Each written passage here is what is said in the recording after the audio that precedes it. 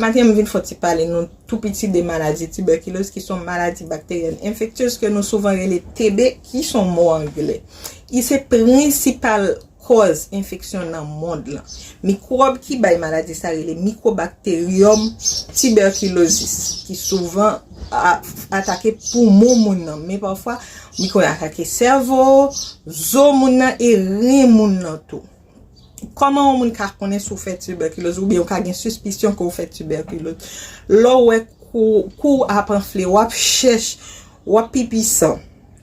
Ou gen douleur pelvienne, ou gen douleur thoracique.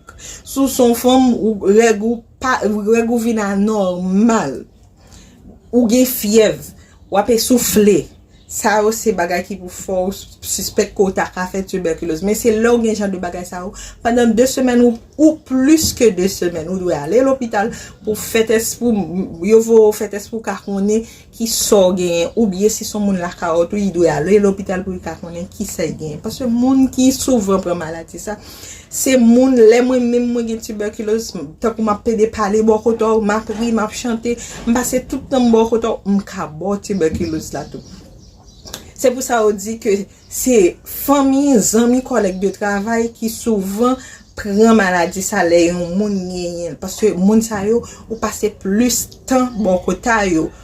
Qui moun qui a risque pour gen maladie ça normalement c'est femme enceinte, petit moun, petit bébé, moun qui fait maladie sucre, moun qui fait VIH.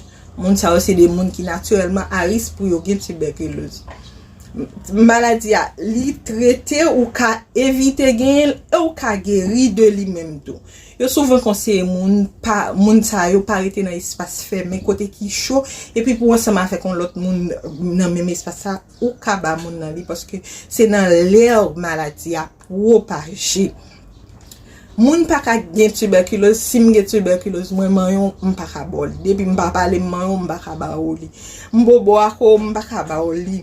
Ou n'a servi dans même assiette, yo éviter genre de bagay ça yo, mais c'est dans l'air et maladie à propager. Ou ka ben dans même douche à comme qui gen tuberculose c'est pour pas gen tuberculose. Si vous n'a pas de parler dans douche ça, si vous n'entez entrer il servi, il fait ça la fait dans douche là et puis il sorti, il pas bien tuberculose. Moi conseille nous si nous gon moun bon là nous qui gen tout ces accès comme sorti là.